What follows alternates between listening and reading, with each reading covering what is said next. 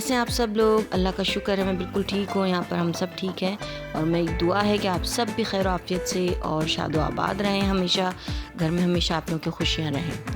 अच्छा जी, बच्चे को स्कूल भेज दिया था। स्कूल भेजने के बाद ना मेरा आज रात में मैंने प्रोग्राम बना लिया था कि आज जो है ना कड़ी बनानी है मैंने।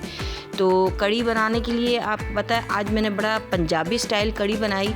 और पंजाबी जो होते हैं ना वो कड़ी को पकाते बहुत हैं, क्योंकि मैंने अपने तो बड़े बूढ़ों से, अपनी अम्मी दादी से, अल्लाह उन्हें जन्नत नसीब फरमाए, उनको देखा ऐसे ही कि उन्होंने मतलब 2-2 3-3 घंटे के लिए वो कड़ी को पकाते थे चूल्हे पे रख के हल्की हल्की आग पर। और उससे जो उसका टेस्ट निकलता है ना, जो कलर आता है ना वो कड़ी का, वो मैंने जल्दी वाली कड़ी भी बनाई है, 40 मिनट वाली कड़ी भी बनाई है, तो वो वाला टेस्ट नहीं आता जो कि ये इस तरह से पक्की हुई कड़ी होती है ना, एकदम कड़ी हुई जो कड़ी होती है वो उससे आता है। तो मैंने कोशिश की, मैंने कहा आज अम्मी की तरह की जो है ना, मुझे अपनी अम्मी भी बहुत याद आ रही थी, अल्लाह ताला उनको जन्नत नसीब फरमाए, उनके दर्जात बुलंद फरमाए, मेरे दोनों वालिदैन के, मेरे तमाम बुजुर्गवार के, और जितने भी आप देखने वालों के बुजुर्गवार इस दुनिया से चले गए, अल्लाह ताला उन सब को उनकी गुनाह माफ़ करके उनके लिए जन्नत के दरवाज़े खोल दे और जन्नत के बुलंद तरीन मुकामात उन्हें अता फरमाए, आमीन। तो बस यही है, बुज़ुर्गों के लिए तो हमारे दिलों से सिर्फ दुआ ही रह जाती है। जब ख़ास तौर पे वालिदैन जब चले जाते हैं ना, तो बस यही होता है कि बस उनके पीछे उनके लिए दुआ करें, कुछ पढ़ के उन्हें सवाब एसाले सवाब कर दें, और यही हमारा काम रह जाता है। बाकी और तो हम कुछ कर ही नहीं सकते। असल बात है कि जब माँ बाप सामने होते हैं ना, आपकी आंखों के सामने होते हैं, तो फिर जो आप खिदमत कर लें ना उनकी, तो असल तो चीज़ वो है। और वो नेमत जो है वो हर एक को हासिल नहीं होती, जिसको हासिल हो जाती है उसकी दुनिया और आखिरत दोनों ही संवर जाती हैं। तो जब मेरे माँ बाप हयात थे तो तकरीबन मेरे सारे बहन भाइयों ने ही कोशिश की उनकी खिदमत करने की, लेकिन मुझे ज़्यादा एजाज़ ये हासिल हुआ कि मैं उनके साथ ही थी आखिरी वक्तों में।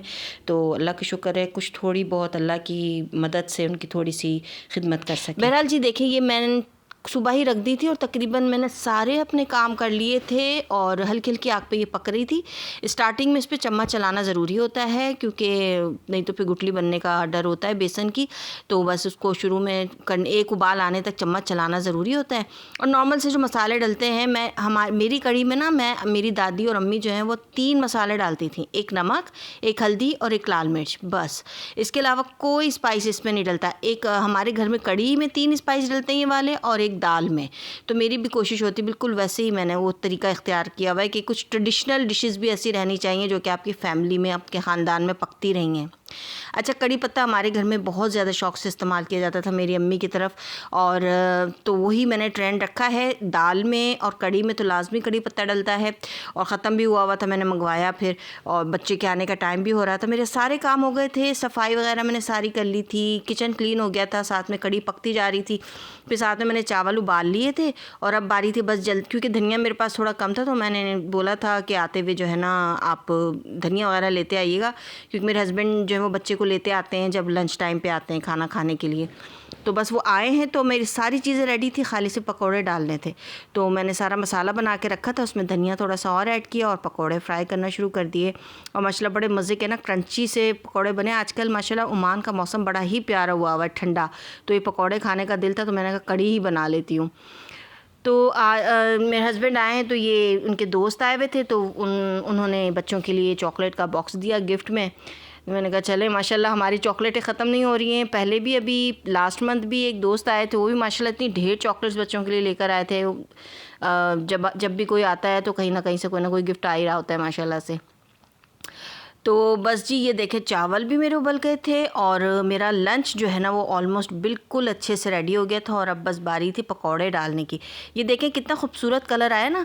इस तरह से जब आप ऑयल छोड़ दे तो कड़ी 100% तैयार है। पंजाबी कड़ी तो तैयार है बाकी और तरीके की कड़ियों मुझे नहीं पता, और मैंने सच्ची बात है सिवाय इस वाली कड़ी के और मैंने कभी कोई और दूसरी ट्राई भी नहीं की है, क्योंकि यही हमारे लिए बहुत है, हम इसी में खूब इंजॉय करते हैं। तो अब इसकी बारी जो है ना तड़का लगाने की थी, और तड़के के लिए मैंने जो है वो ज़ीरा लिया, सफ़ेद ज़ीरा और कुटी हुई लाल मिर्च। ये मेरा अपना तरीका है, ये मेरी अम्मा ऐसे नहीं करती थी। मेरी अम्मा बस वो ही पकोड़े डाल के इनाफ, बस हल्का सा उसमें वो एक ज़ीरे का तड़का लगता था और कुछ नहीं।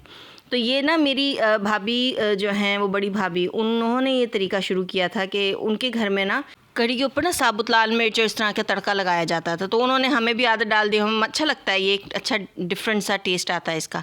तो जी ये बेहतरीन से धनिया शनिया डाल के मैंने तो कहा बस जल्दी से लंच तैयार हो गया था मेरा, और अब खाना डाल के इनको देना था। सब वेट कर रहे थे खाने का, क्योंकि मेरे हस्बैंड को ना फ़ौरन से खाना चाहिए होता है और उनको जाना होता है। तो मेरी कोशिश होती है कि लंच जो है ना दोपहर के टाइम पर परफेक्टली तैयार रहे। तो अल्लाह का शुक्र है हो जाता है। आजकल तो वैसे ही मैं वेली हूँ सुबह ही सुबह लग जाती हूँ किचन में, और आजकल मेरी ड्यूटी जो सिर्फ किचन में ही है, और बस खाने पकाती रहती हूँ और आप लोगों के लिए वीडियो बनाती रहती हूँ। बस जी शाम का टाइम था, तकरीबन मगरिब की नमाज़ पढ़ने के बाद जो है ना मेरा दिल चाहता कुछ क्रंची सा खाने का, कुछ डिफरेंट सा खाने का ना। कड़ी तो खा ली थी दोपहर में, मैंने तो इतनी खाई भी नहीं थी, मेरा दिल नहीं था। लेकिन अभी मेरा दिल चाहता, चपातियाँ आई थी गरम गरम रात की खाने के लिए।